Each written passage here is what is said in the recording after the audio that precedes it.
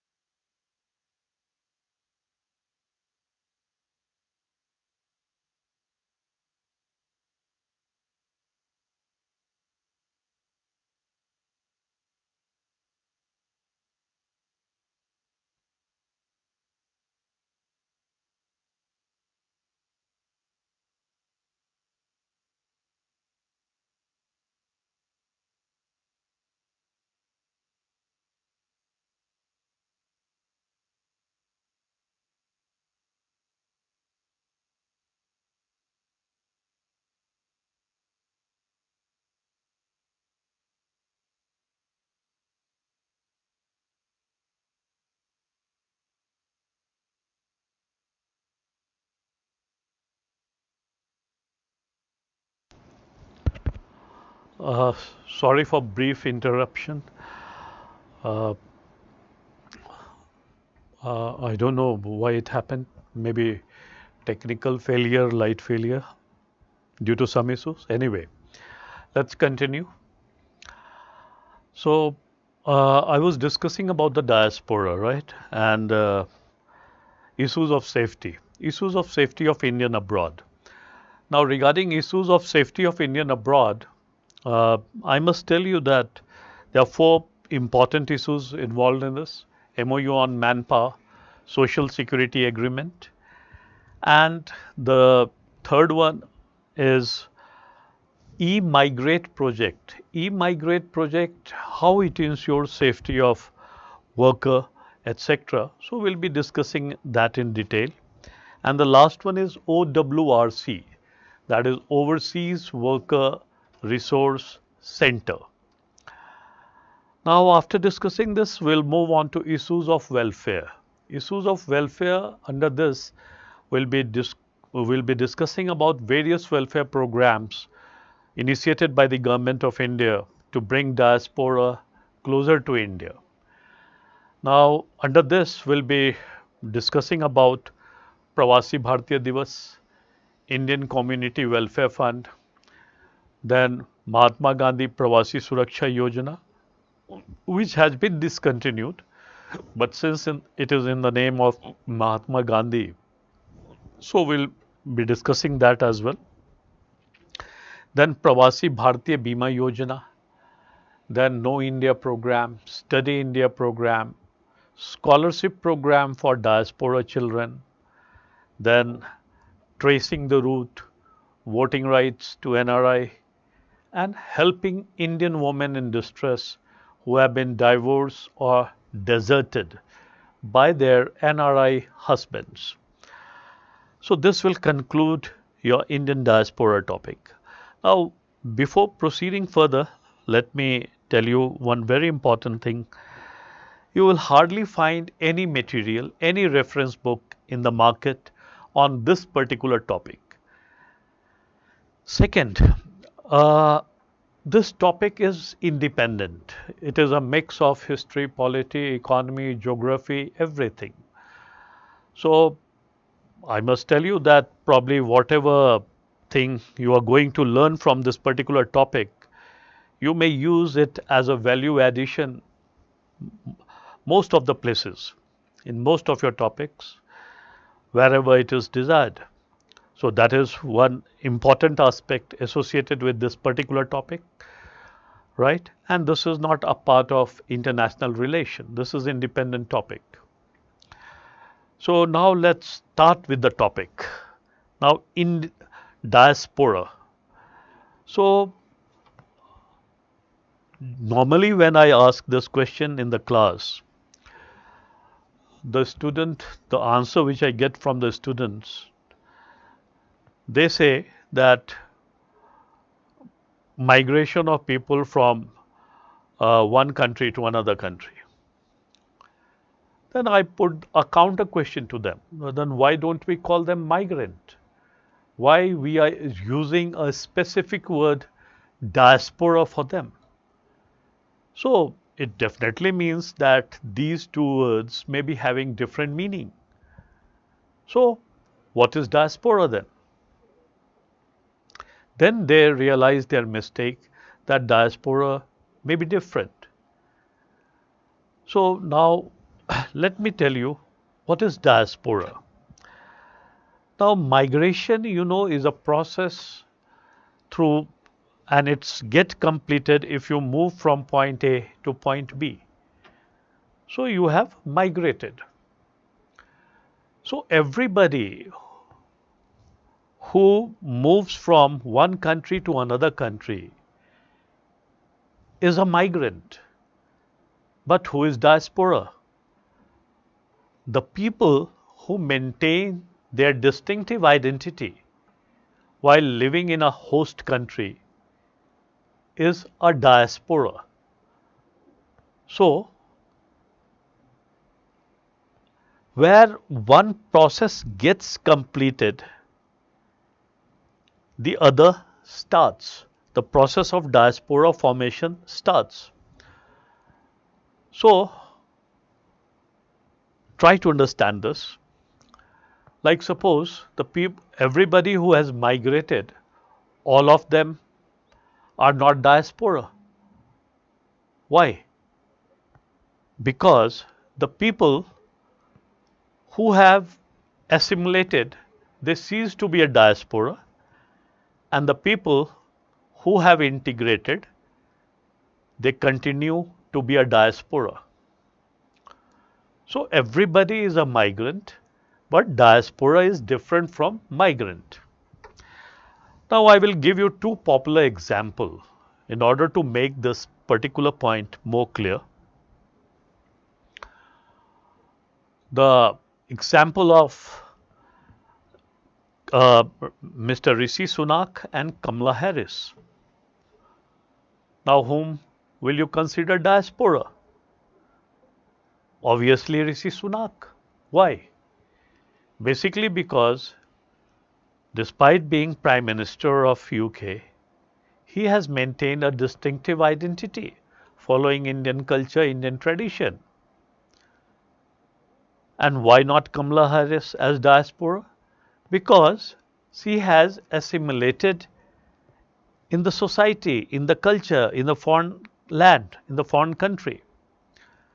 She is not following any Indian culture, any Indian tradition, etc. So she ceases to be a diaspora. Am I clear? Okay. Now, if you go by the literal meaning of this word, the word diaspora is derived from a Greek word dia and spiro. It is derived from Greek word dia and spiro, which means to disperse or to scatter. Now let me explain you. Have you seen farmers sowing seeds in the field? What farmer is doing? He is simply throwing seeds in the field. And by throwing seeds, what happens? The seeds germinate and develop into a full-fledged plant or tree from which it has been derived, retaining the true and original characteristics of the original tree. Same happens to human being. Wherever they go, they retain true and original characteristics of the country from which they belong. And that's why they are called diaspora. Clear? So this part I hope is clear to everybody now. Now how this word came into being, how this word originated. Now when scholars from various parts of the world assembled at a place called Alexandria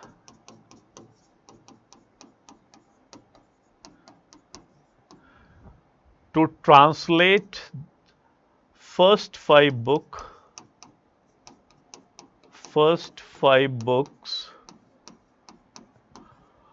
of Hebrew Bible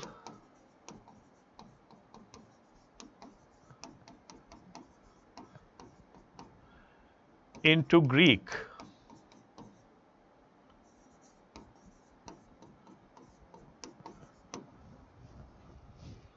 Try to understand this. When scholars from all over the world assembled at a place called Alexandria to translate the first five books of Hebrew Bible into Greek, they came across the word diaspora.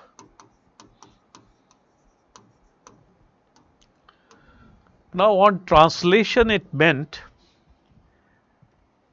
it is a condition of spiritual anguish accompanying the dispersal of Jews by an angry God.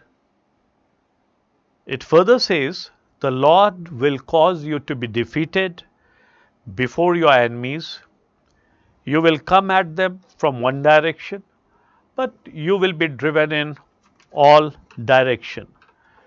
You will become a thing of horror in whichever kingdom you live. Now, whether it was a prophecy or it was a curse, you can only come to know when you know about the Jewish history. Because this word was associated with the Jews.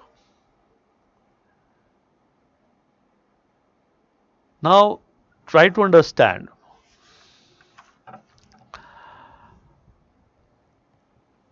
That this term,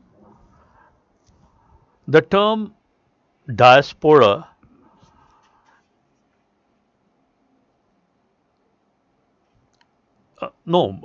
in this particular context we are talking about, this particular scenario, uh, it is a condition of spiritual anguish accompanying the dispersal of Zeus by an angry god. The Lord will cause you to be defeated before your enemies. You will come at them from one direction, but you will be driven in all direction. You will become a thing of horror in whichever kingdom you will live. Now, so I will try to tell you through brief history what this exactly meant. See, these Jews were tribal people and they were moving from one place to another in search of livelihood. Now, when they assembled at a place called Urtage is a place in Israel. So, when they assembled at this particular place, Urtage, they had a strong notion of having a nation of their own. Now, this strong notion of having a nation of their own first brought the elder community members together and they discussed among themselves that now it's high time and now we should have a nation of our own which we can call as our own homeland. So, you can say they conceived of a homeland. So, this mythical homeland, when it was conceived, so when elder community member, they appeared to be satisfied with this particular idea, they wanted to discuss with the younger community member. Now, when they discussed this with younger community member, they also got excited about this, that okay, so from now on this particular place will be our own homeland. So, they conceived of a mythical homeland. Now, try to understand. They conceived Urtage as their mythical homeland, which was not their homeland, right? But they thought of making this as their own homeland. Now, when they started living here, then Assyrian invasion happened. When Assyrian invasion happened, they were driven to the periphery. They were driven out from here. Then after Assyrian, Babylonian invasion happened. But Babylonian allowed them to stay on the periphery, and during this particular time period they prospered because Babylonian wanted them to work for them as artisan, craftsmen, etc., labor. Now, during this time period, when they were at the periphery, they were always in constant contact with their so-called mythical homeland. So, everybody who was living were in constant contact with their homeland, and they were also sharing relationship among themselves by social, economic or cultural means, which basically means that they were in touch with each other. Now, after this Babylonian invasion, Greek invasion happened, and when Greek invasion happened, they were further driven and they were driven to Asia Minor, which is modern day Turkey. So, now you will notice that if you imagine the map of Israel, so from Israel they got pushed up to Asia Minor, that is modern day Turkey. Now, after Greek invasion, Arab invasion happened, Roman invasion happened, and when Roman invasion happened, what happened to them? they have to leave their traditional area and move to various parts of Europe for taking shelter. So they took refuge under various kingdoms, under UK, France, Germany, etc. And they started living there. But during 9th century AD, when the Roman organized all their provinces under common canonical law, then this created a schism in the society because this was the law ordained by the church. So the schism was pretty much clear. It was between believers and non-believers, and whosoever were not believers in church were prosecuted upon. So naturally the Jews were prosecuted upon. They were driven out of every kingdom. Then holy crusades followed, in which they were thrown out. They were kicked out of every kingdom in which they were living. So finally they took refuge under the Slavic king, who was more tolerant and who allowed them to stay there. And they started living in ghetto there, because ghetto, you know, is a kind of communal settlement which give you a sense of security that you are living within your own people, right? So that uh, feeling probably helped them to survive those traumatic period, right? Now, when Renaissance and Enlightenment started happening, or was happening in Europe, now these Jews started coming out of that ghetto to give a clear-cut signal to the world that now they are ready to mingle with them. But destiny has something different in store for them, because during the same time period, revolutionary movement started in Europe. And when revolutionary movement started, they were again forced back into the ghetto. And after that, all of you may be knowing about the famous gas chamber incident in which millions of Jews were exterminated. Now, during this time period, their so-called homeland was under the occupation of British. Now, the Britishers went to the UN and expressed their intention that they no longer want to rule this territory. Now, UN divided this territory into 3 parts. While keeping Jerusalem under its direct command, it divided the rest of the territory into equal half, and half of the part it offered to the Arab and half of the part it offered to the Jews.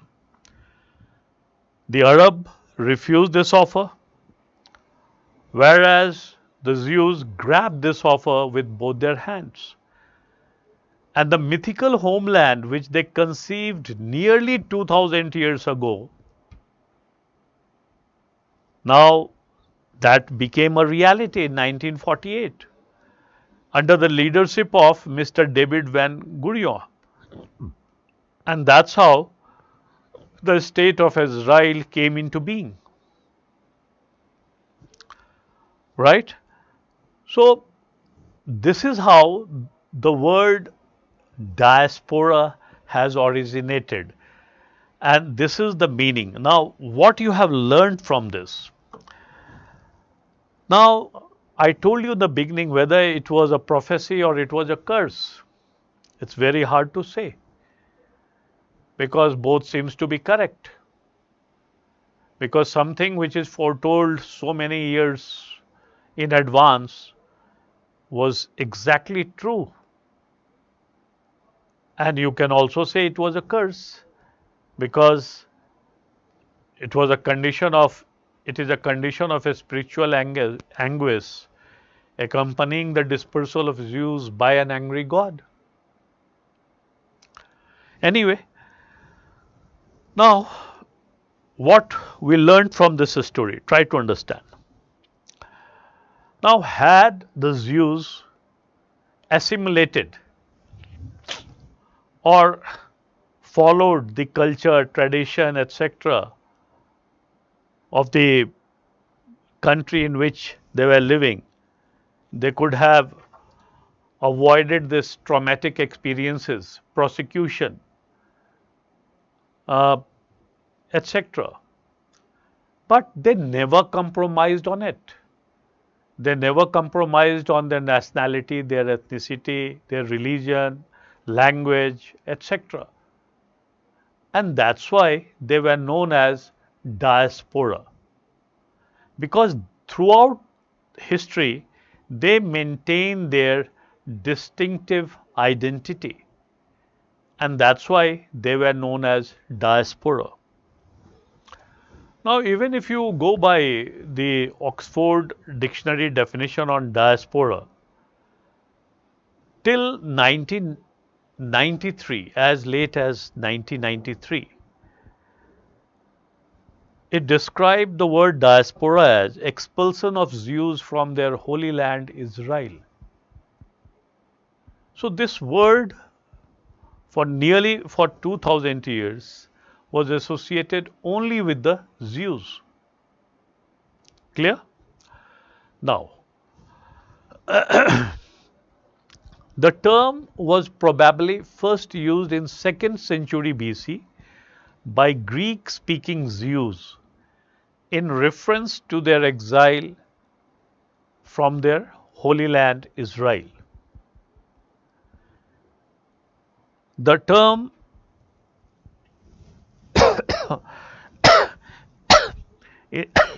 in this context, the term refers to a situation where number of communities sharing a common national, religious or ethnic identities, try to understand.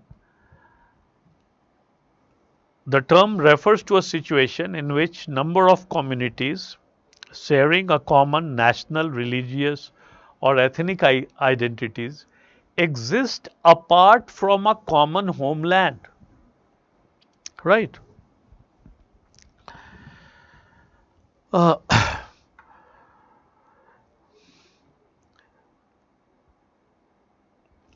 the term also implies that over time the number of communities maintaining distinctive identities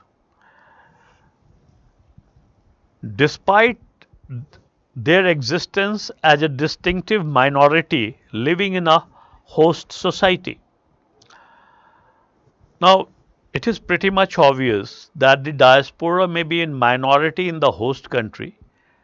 So, despite their minority status in the host society, they continue to maintain their distinctive identity. And they try to retain their distinctive identity. How? By using a specific language, maintaining continuous interaction between the homeland and the host society, then maintenance of a residence in a communal settlement which is separate from the host society, then maintenance of socio-religious system which is different from the host society.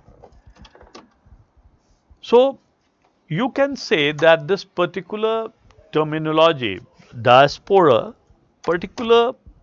particularly means that the people who maintain their distinctive identity can only be referred to as diaspora, right?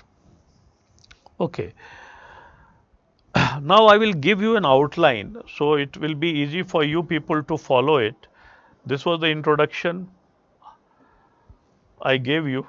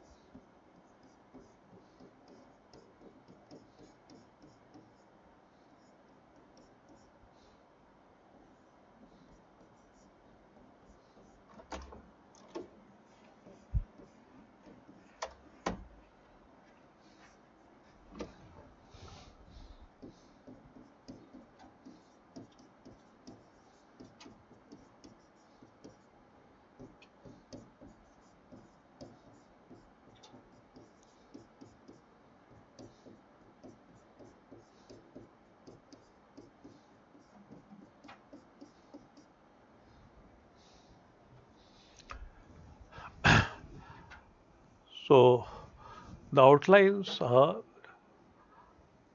diaspora, origin of the word, we have already discussed this.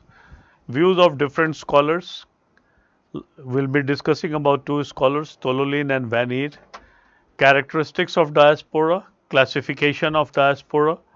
Now under classification, we'll be discussing about Mr. Cohen's classification and Mr. Gabriel Saffer's classification.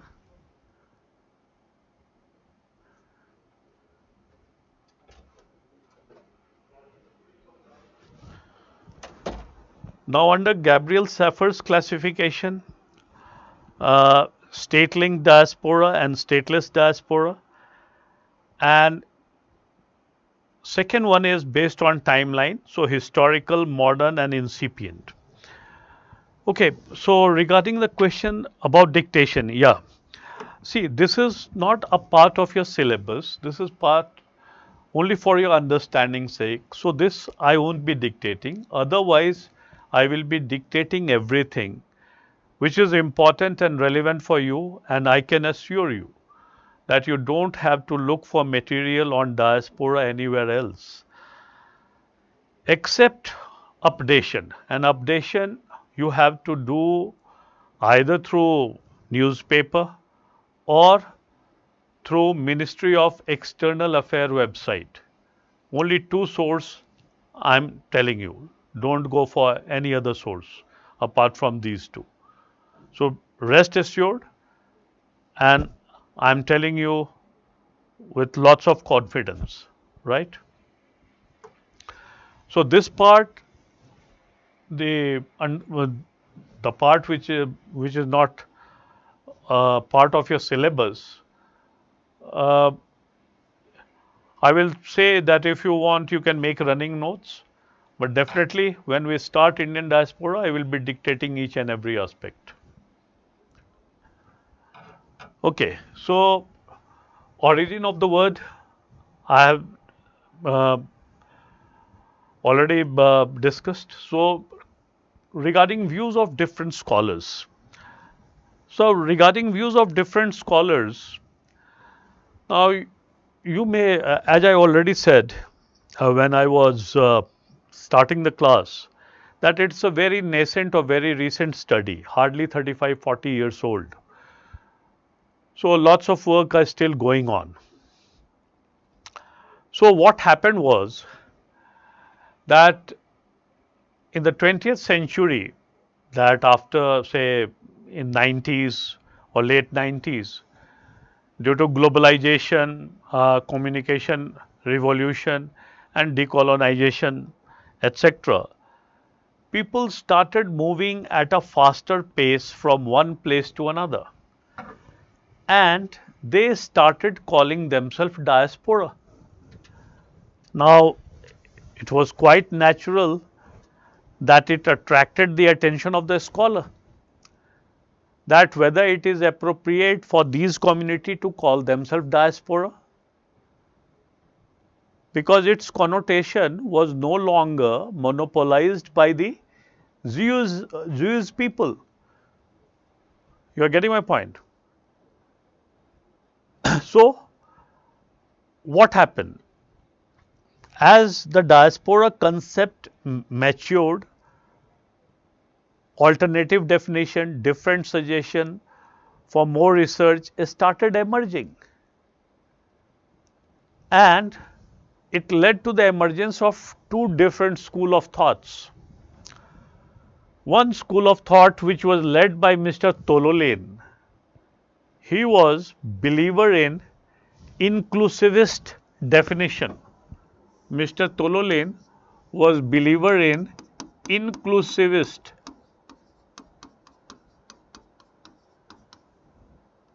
definition, which includes all.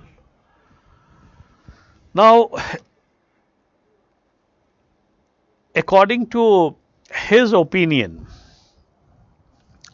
anybody by whatsoever means, legal, illegal, anyway, leaves the home country and reach the host country may come under the domain of diaspora.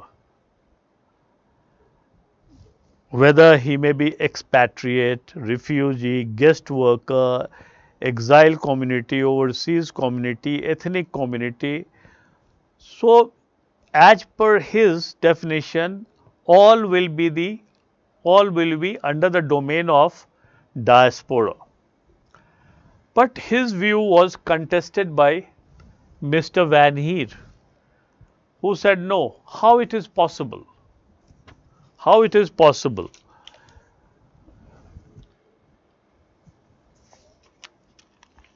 Because the word diaspora is associated with Jews for nearly 2000 years, and only those community members who demonstrate some of the characteristic traits of the Jews community will qualify to call themselves as diaspora. So, for this he offered minimized working definition. Now, this led to what? A kind of confrontation between these two schools, a dispute between these two schools. There was no unanimity as who should be called diaspora. So, after lots of deliberation and discussion,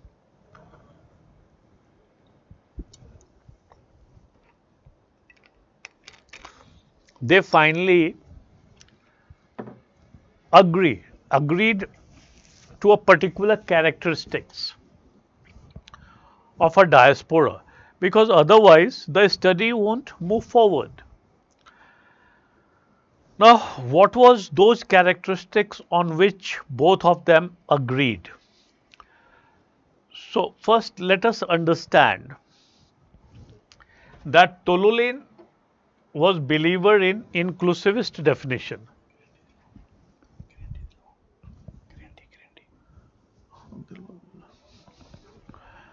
Tolulin was believer in inclusivist definition, right?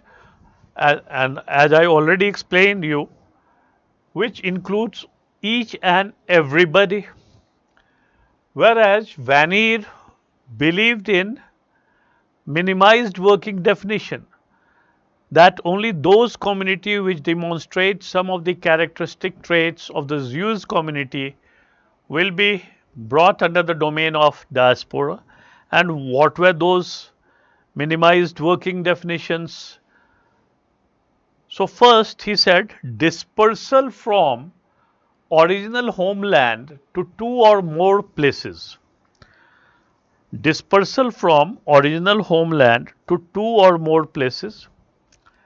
Second, continuous interaction between the homeland and the host society. Continuous interaction between the homeland and the host society. And third,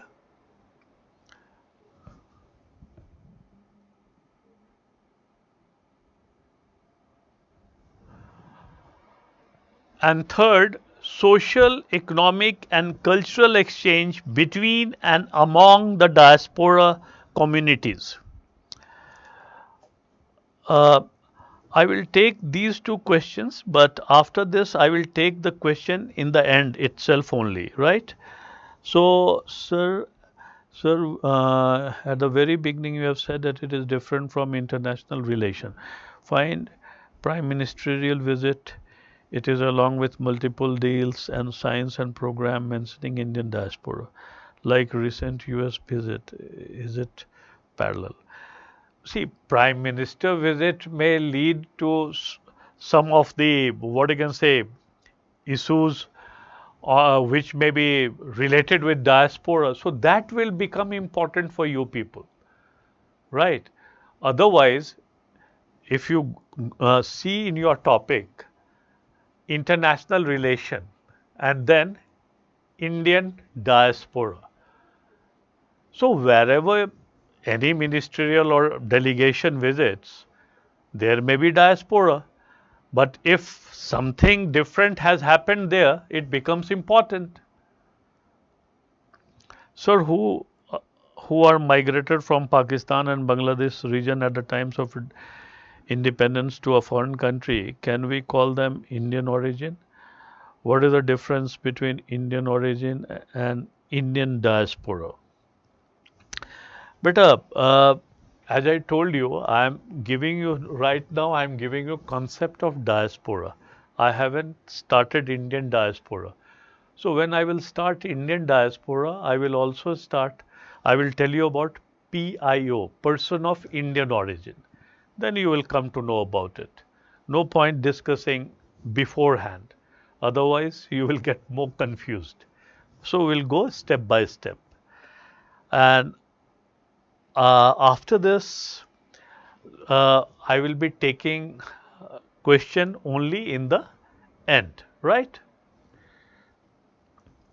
So whatever question you have, you make query, but I will answer in the end because it disrupts my tempo. Okay.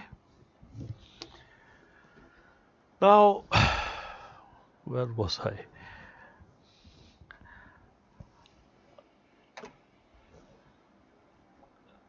So, so as you see, Tololin and Vanir both had diametrically opposite view on diaspora.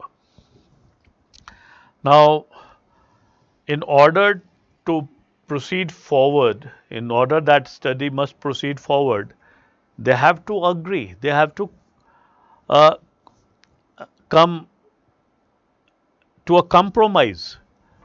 So they compromised and they agreed that if these are the characteristics found in any community, then that community may be called diaspora community.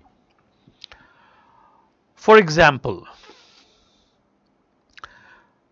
they agreed that the most important characteristics of a diaspora is longingness for home, love for home. Because until and unless you love your homeland, you won't maintain distinctive identity. If you, recent example, beautiful example, see, uh, I'm giving you for example's sake so that you will understand it better. Now, Anju and Seema both are in news and everybody is talking about them. Now, Seema didn't love her homeland, Anju didn't love her homeland. So, both assimilated. I hope it's clear to you, right? So, this way, so love for your homeland is the most important criteria of a diaspora, right? Second, that there must be, see, try to understand this first. The Vanir said dispersal from original homeland to two or more places.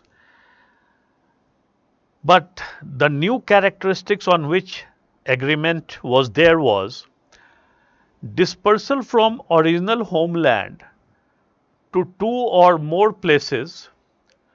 The cause of dispersal may vary from traumatic experience, in search of work, or in pursuit of trade, or even for education. Now I will explain it to you.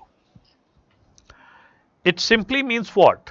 Dispersal from original homeland to two or more places, and the cause of dispersal may be due to traumatic experience, that is forceful.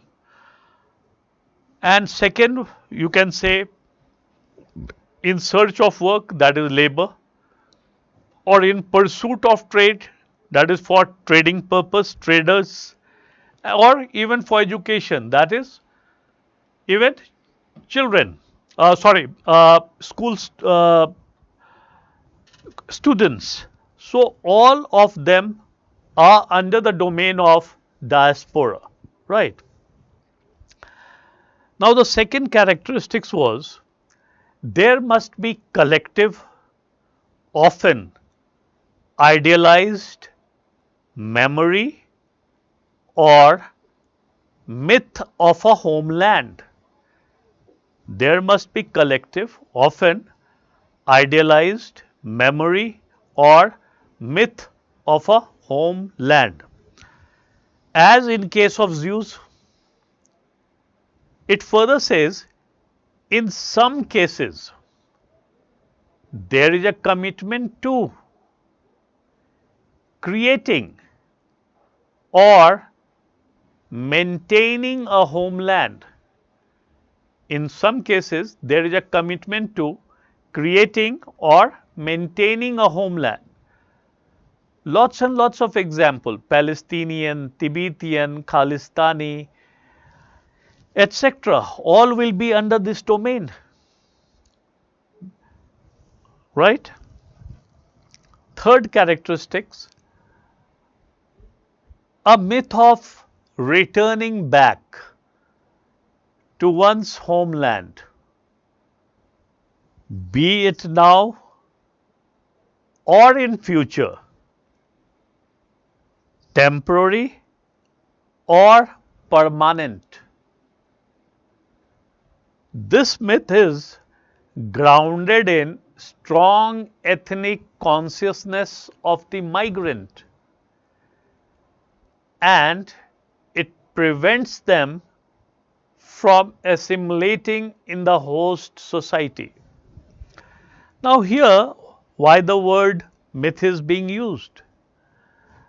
Now see, during colonial time period when migration happened, there was a strong notion prevalent in the society that if you cross the 7 seas, it is impossible to come back alive. And even if you come back alive, you won't be allowed in the village. You won't be allowed inside the village. And since you won't be allowed in the village, you will be considered as a Malech or an outcast. So due to this strong notion, people knew that they will be never coming back. But still, in their subconscious mind, they were hopeful that one day, somehow, they will be returning back. And so, they maintained their distinctive identity, right? And that's why they were referred to as diaspora. Fourth characteristics was there is a sense of solidarity and empathy with similar group elsewhere in the world. Now, there is a sense of solidarity and empathy. How? A great example will be, now suppose a cricket match is being played in Australia. Now what you notice? That lots of Indian flag is flying in the stadium. So this basically means what? That the people there are showing their solidarity with the Indian cricket team. They are supporting the Indian cricket team, right?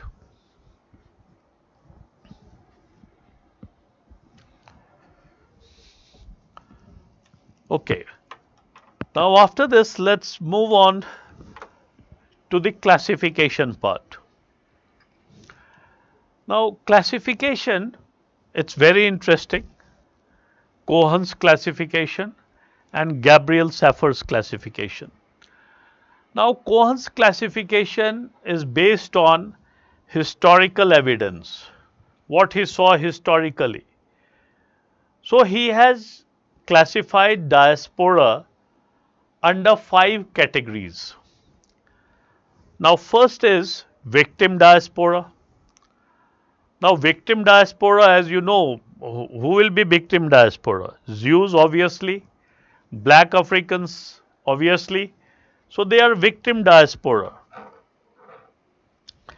Then, second one is imperial diaspora. Now, who is imperial diaspora?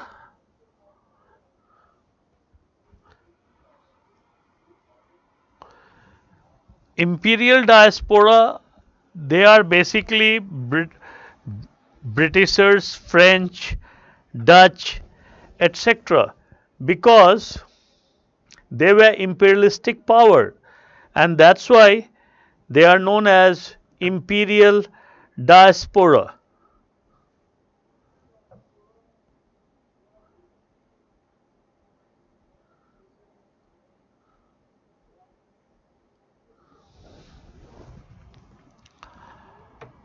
Third one is trade diaspora.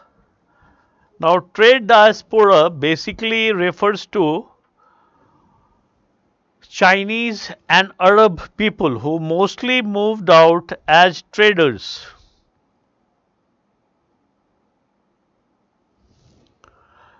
And fourth one is labor diaspora,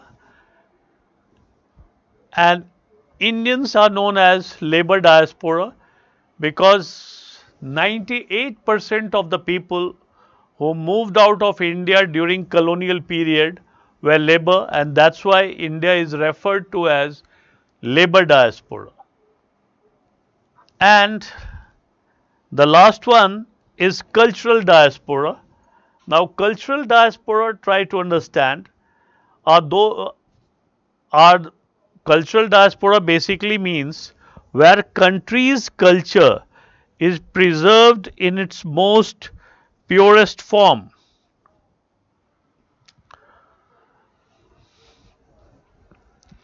Now,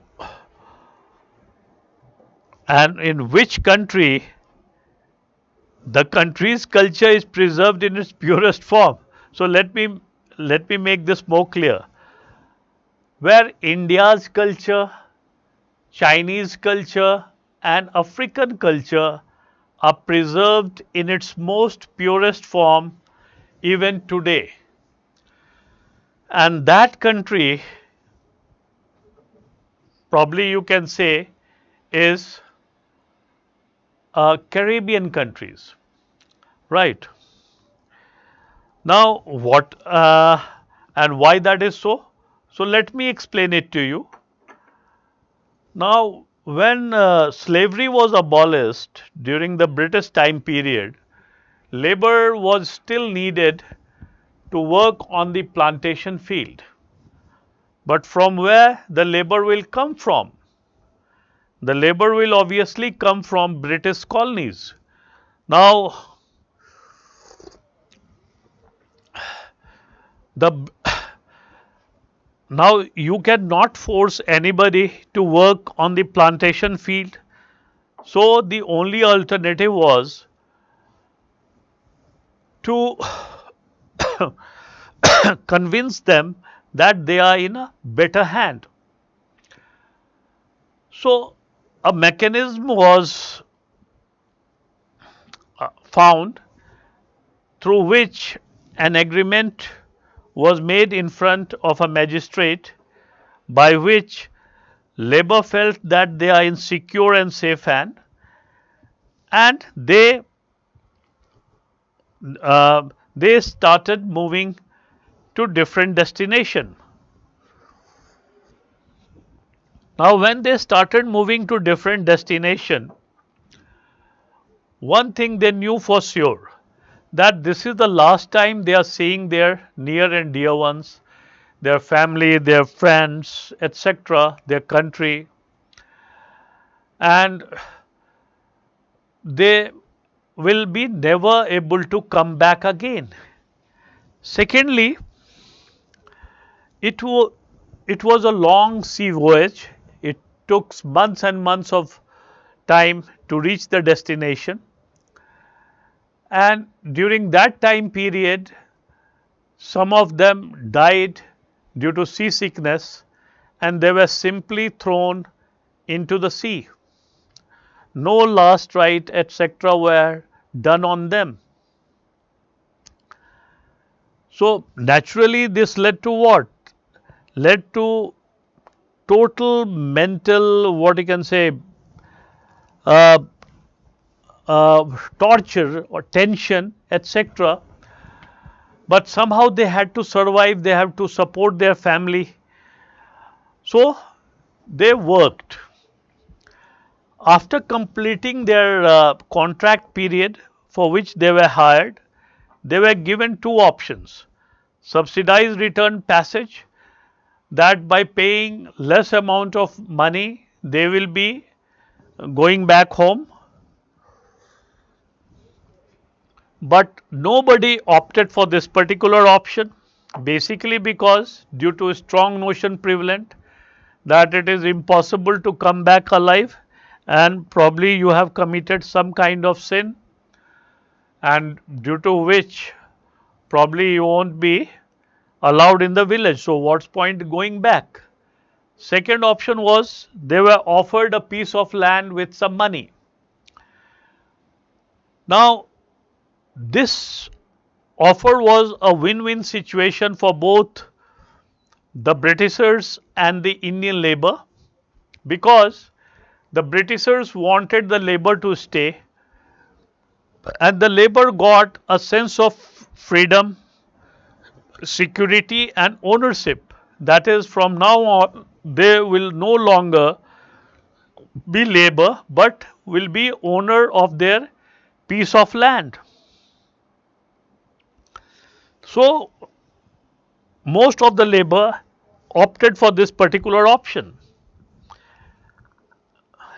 and they continue to live there.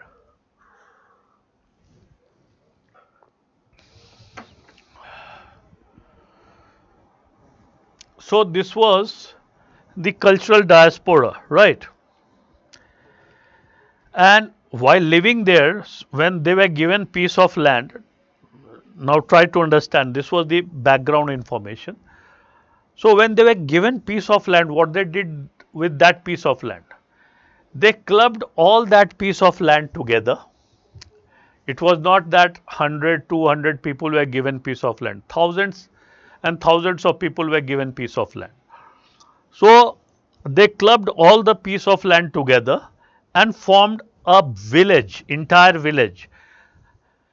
And they tried recreating the kind of village they left back home, because they still continued to love their village. So they build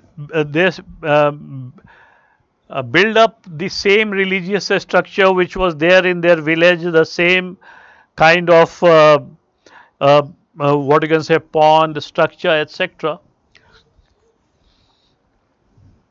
And even if you go to this place like Trinidad and Tobago, Guyana etc., and you visit any of their restaurant, you will come across a menu in which you will find the word tarkari still being used. And since most of them went through Kolkata port, so they used to call themselves Kalkatia, that they have come from Calcutta. They all are Kalkatia because they boarded the ship from Kolkata port, right? So mostly these people, so in the restaurant you will find the word tarkari, you will find the word bhat, but we have done away with these words and we have moved forward. But they still continue to follow the same tradition, the same culture, the same practice which they were following during that time period. So that's why the Caribbean countries are known as cultural diaspora.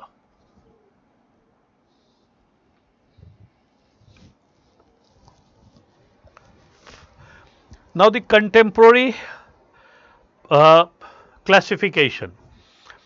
The contemporary classification was given by Gabriel Saffer, and he has given two types of classification: state-linked diaspora and stateless diaspora.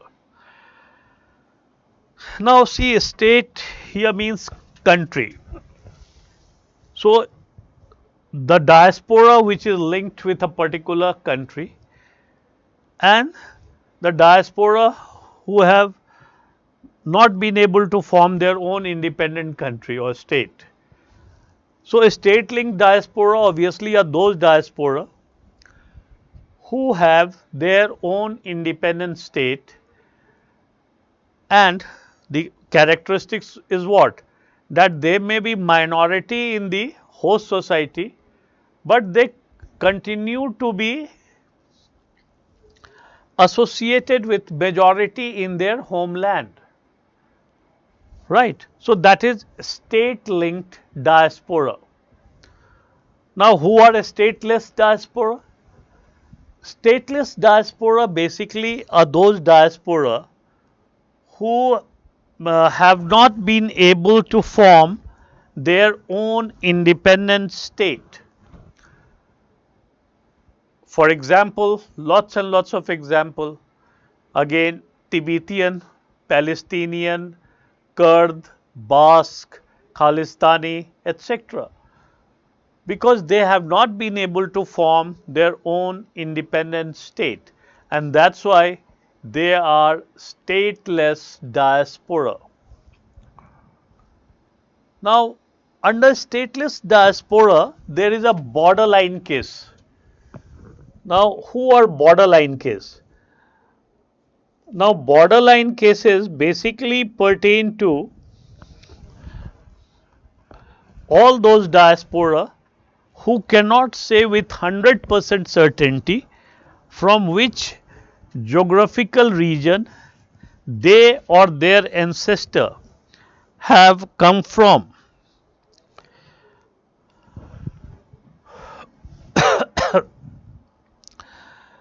So they are not certain. So that's why recently all the African countries try to understand this.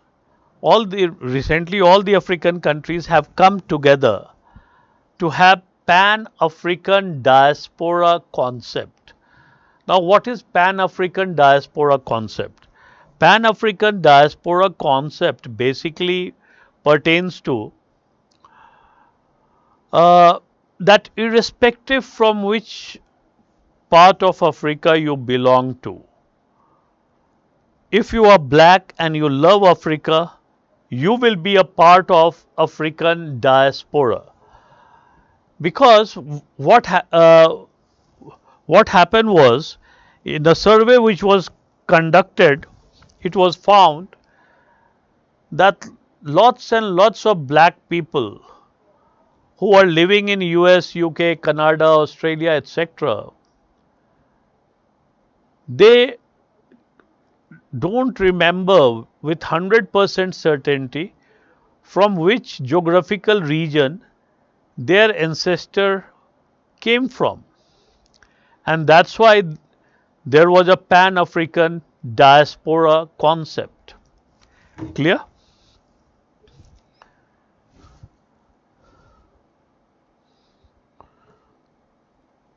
Now,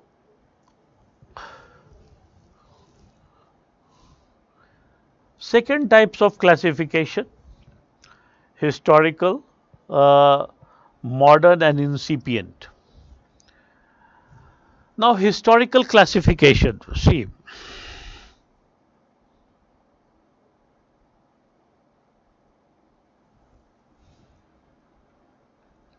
since it is based on timeline, so try to understand it. Who are known as historical diaspora. The question may be important in case of Indian diaspora also.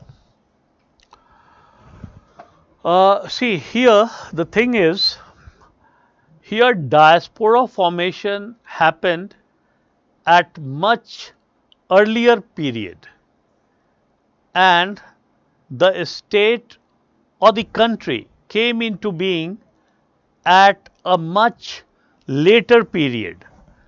And when state or country came into being, then only the diaspora got linked with the state or country.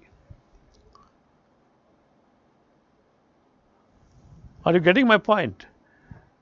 Here, diaspora formation happened much earlier, or during antiquity, Middle Ages you can say, and state or the country was born at a much later date. And when state or country was born, then these diaspora got linked with the state or the country. Example, hundreds of examples. All the decolonized country of the world, because during colonization, diaspora formation happened, and when the country became independent, these diaspora got linked with that country. So, the Israel, India, China, you can say all the decolonized country, right? Then modern. Historical diaspora are also known as classical diaspora. Now modern, since it is based on timeline, so diaspora formation which happened on or after 17th century is known as modern diaspora. For example, Italy, Ireland, Poland, etc. Now, incipient diaspora. Now, incipient diaspora are basically emerging diaspora or the diaspora in the making. Now, try to understand what exactly incipient diaspora means. Now, all the students who are taking class right now, just imagine that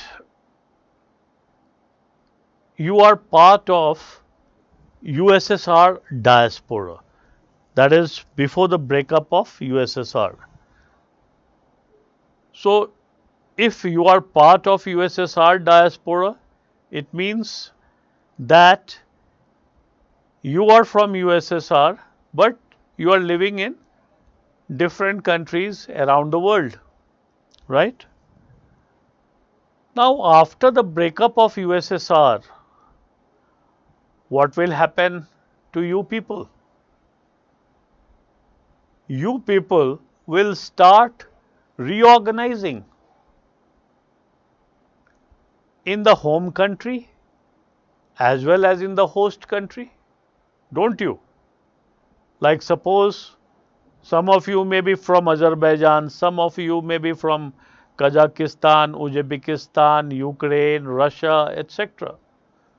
So, all of you will be reorganizing yourself under your respective homeland, the place from where you are coming. Now, suppose 5 or 6 people who are taking class right now are from Ukraine, for example's sake,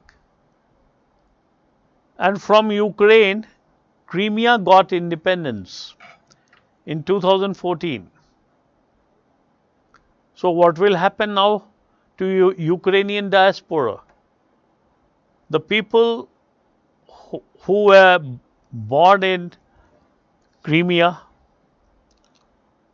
will start reorganizing under Crimean diaspora, and they will be known as incipient or emerging diaspora or diaspora in the making. Now suppose if the present war between Russia and Ukraine leads to formation of some new country, then that new country's people will be incipient or emerging diaspora. Clear? So this finishes your diaspora part. The and now I will start with Indian diaspora.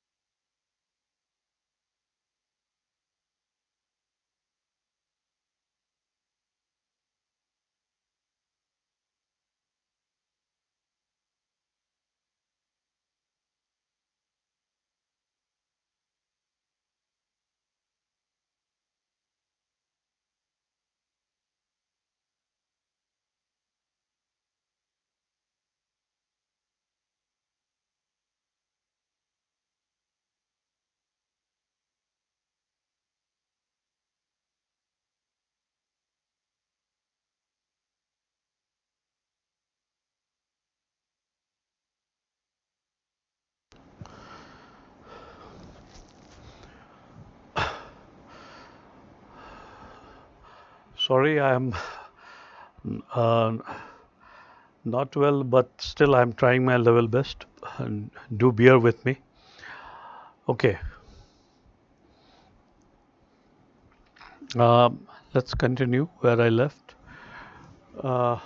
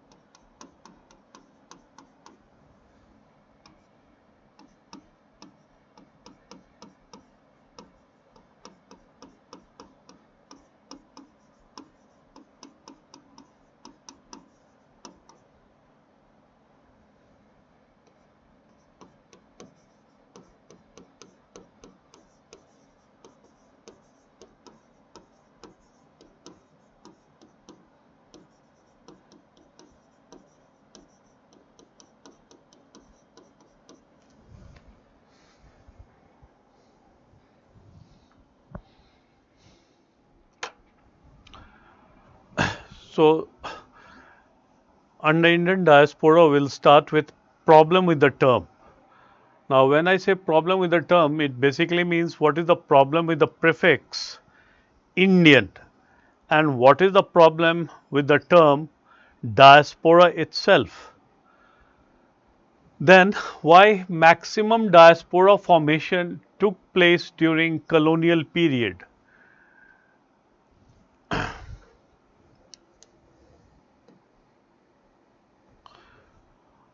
Now, what was the external factor which acted like a pull factor?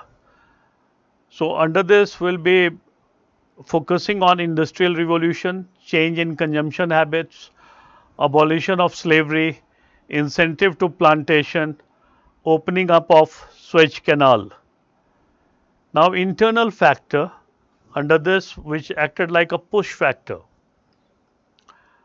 So we'll be focusing on why peasantry was in distress and how famine led to migration and why this destruction of handicraft industry also resulted in large scale migration, right? Then how people moved out of India, patterns of migration. So under patterns of migration, there are three distinctive patterns which can be identified during the colonial period. They are indentured labor migration, Kangni and Mestre labor migration, free of passage migration, right? Now let's start with problem with the term.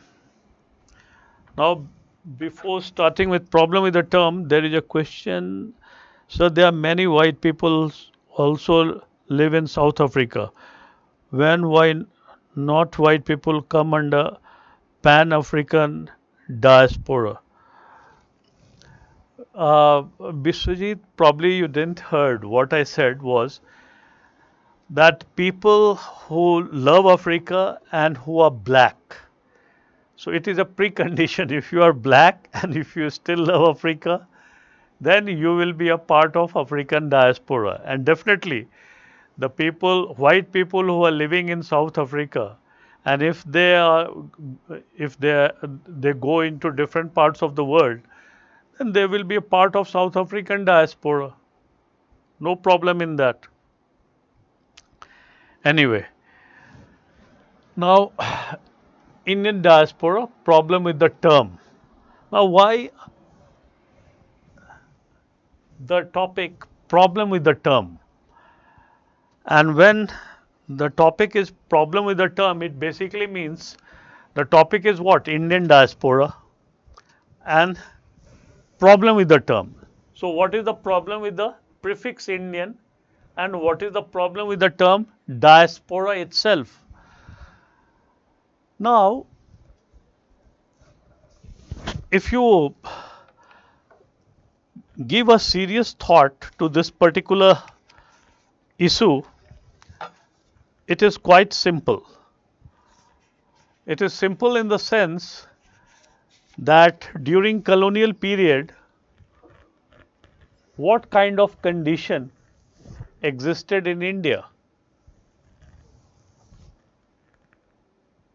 India was not India during colonial period. It was divided into princely state and British ruled states. Now the people who migrated from the region or the territory, for them that was their homeland.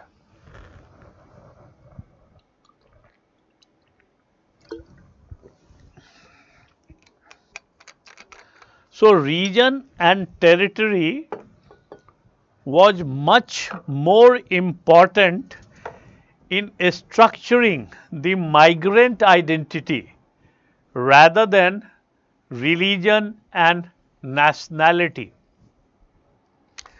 Because under diaspora what we studied, that the nationality, religion, ethnicity, all these things were important in establishing the diaspora.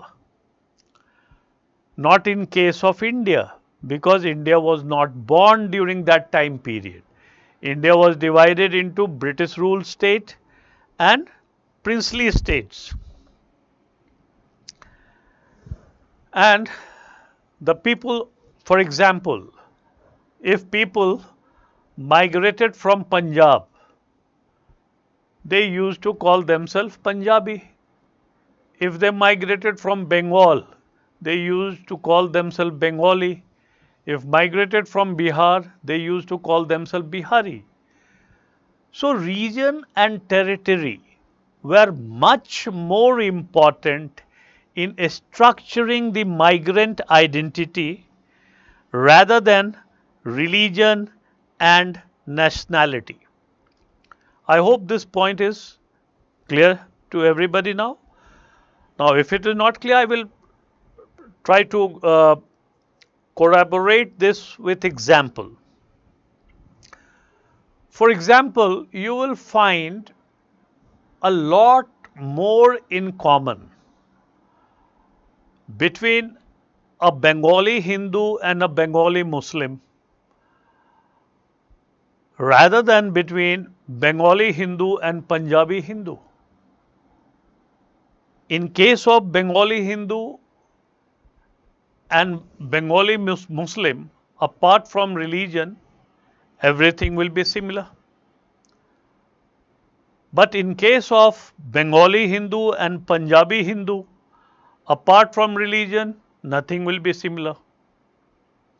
So region and territory were much more important in structuring the migrant identity rather than religion and nationality. Right? Moreover, the Indians who were living abroad do not so much identify with India as a nation, because for them India didn't existed at that particular time. India was not there. So why should they identify with India? They will identify with their homeland.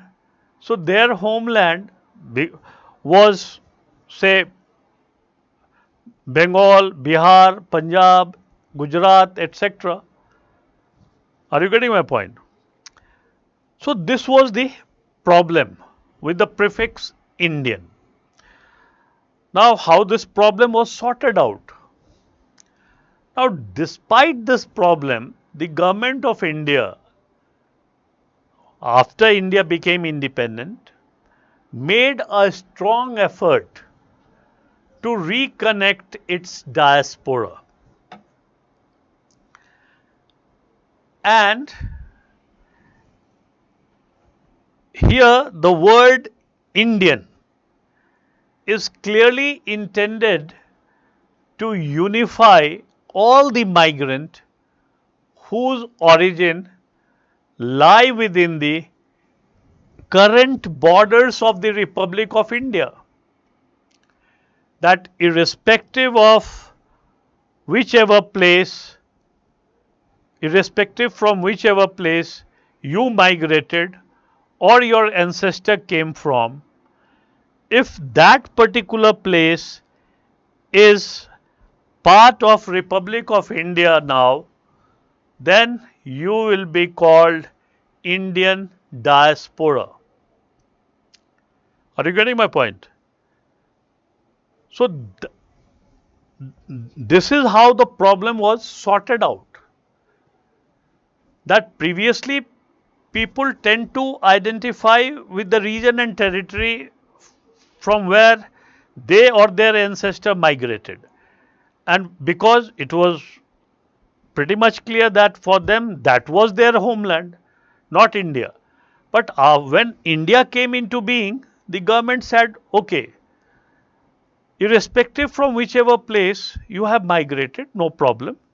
But if that particular place is part of Republic of India now, then you won't be any longer be calling yourself Bengali, Punjabi, Gujarati, etc. But you will be called Indian diaspora. So this is how the problem was sorted out. Now coming to the second problem. Now what is the problem with the term diaspora with respect to Indian diaspora? Now see, just try to visualize every nook and corner of India, and the concept of diaspora which you have gathered by now. So every region of our country have distinctive identity. Don't you think? More and see, try to understand. It's a very simple concept. Over 1.4 billion people lives over 3.1 million square kilometers of territory. They speak 22 major languages in over, say, 1500 dialects. Now the beauty of India is that every 4-5 kilometers the dialects or the language changes. The taste of water changes, right? There are 7 major religious groups with various sects and subsects. There are dozen ethnic groups throughout India. So long as we have socio-economic and socio-political equilibrium, we say there is unity in diversity. And that is the beauty of India. So India is a country which is exemplified by its diversity. So in this particular sense, the definition of diaspora needs different treatment. If irrespective, we cannot put Indian diaspora in the same category as we have put the diaspora definition. So how Indian diaspora need to be defined? So for this, what the government did, it set up a high-level committee on Indian diaspora under the chairmanship of Mr. L.M. Singhvi.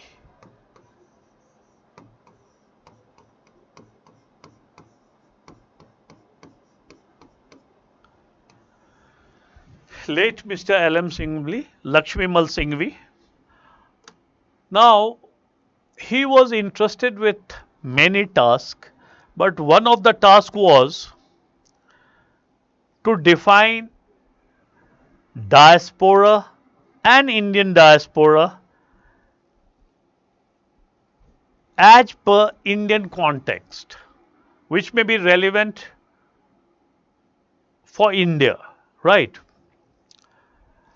So the high-level committee on Indian diaspora defined diaspora as communities of migrant living or settled, communities of migrant living or settled permanently in other countries, but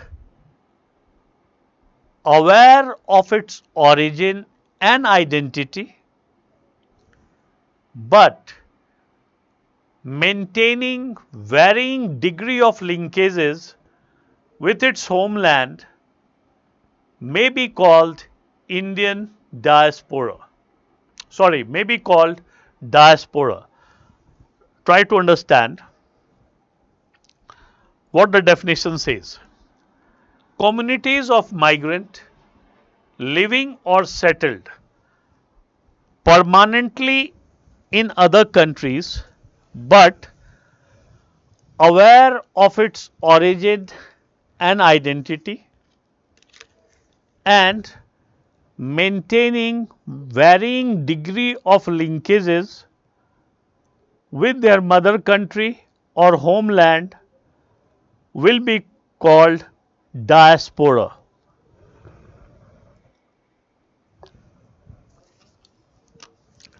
Then who will be called Indian diaspora? Now, the high-level committee defined Indian diaspora as people who migrated from the territory which are currently within the borders of the Republic of India.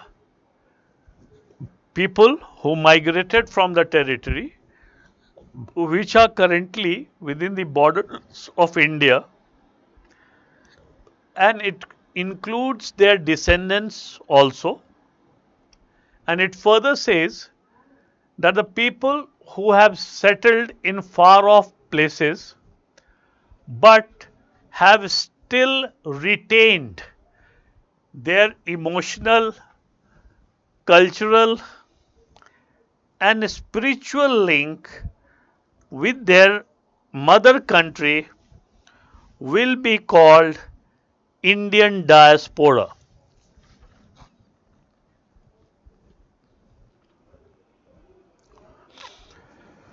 I will repeat once again. Just try to understand this. How high level committee defined Indian diaspora? People who migrated from the territory which are currently within the borders of the Republic of India, including their descendant, and the people who have settled in far off places but have retained emotional, cultural, and spiritual link with the country of their origin will be called Indian diaspora. Now here you will be surprised to know that under diaspora it was social, economic, and cultural exchange, that they must be linked through social means, economic means, and cultural means. But in case of Indian diaspora, they must be linked emotionally, culturally, and spiritually. Now, why the word spiritual has been used in the definition of Indian diaspora? Because if you see in definition, every word has very important meaning involved with it. So what was the motive or the intention of the government of India to use the word Indian, use the word spiritual?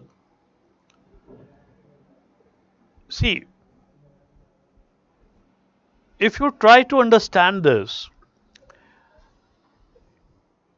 you will come to know that spirituality is the only thing which encompasses every religion, or which is found in every religion. So the motive of the Indian government by using the word spiritual link was not to exclude any religious group from the membership of Indian diaspora, right? So whichever religious group, if they are spiritually connected, because there are lots of religious group in other parts of the world, it is not as diverse as India.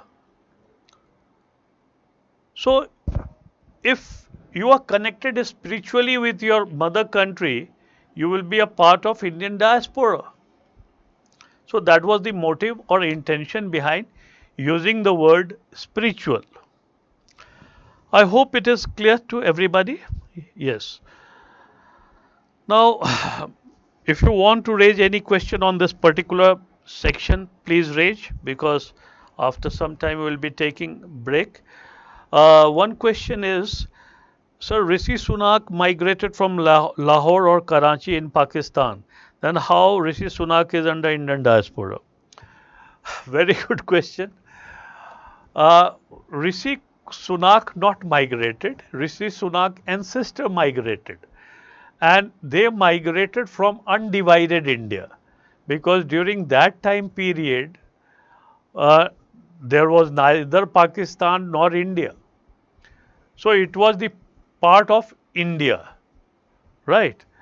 And that's why, and even though, just for sake of understanding, just think that while still from Pakistan, presently he may be part of, uh, technically part of Pakistan diaspora, but he has not, he ceased to be a Pakistani diaspora because he is not following culture, tradition, etc. of Pakistan. Pakistan is Islamic country, but he is following Hindu culture, tradition, etc. So that's why he will be a part of Indian diaspora. Anybody who follows Indian tradition, culture, etc. will be a part of Indian diaspora. You will get more clarity as we move forward. Is it clear to you?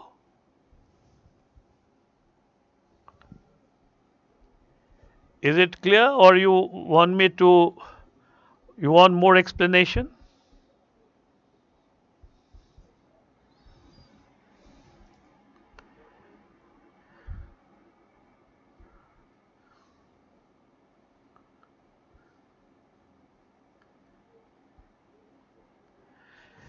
Any other question on problem with the term?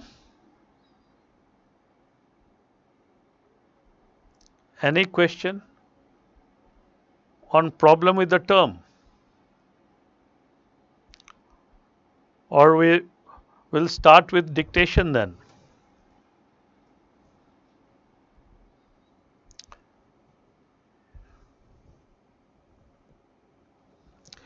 Okay. Sir, if ISKCON temple take initiative to establish Krishna temple at USA, then they need to become member of a spiritual Indian diaspora? Then their need. So they will be a part of Indian diaspora if they are spiritually connected. Yes, perfectly correct.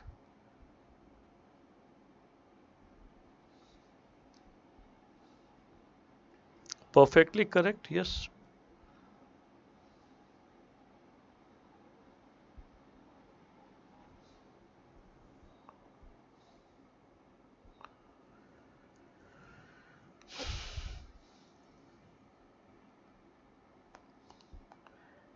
Any other question?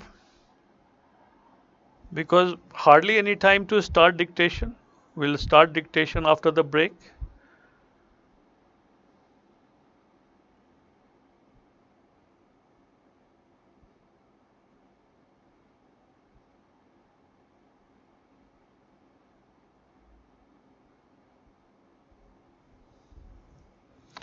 Okay. Thank you.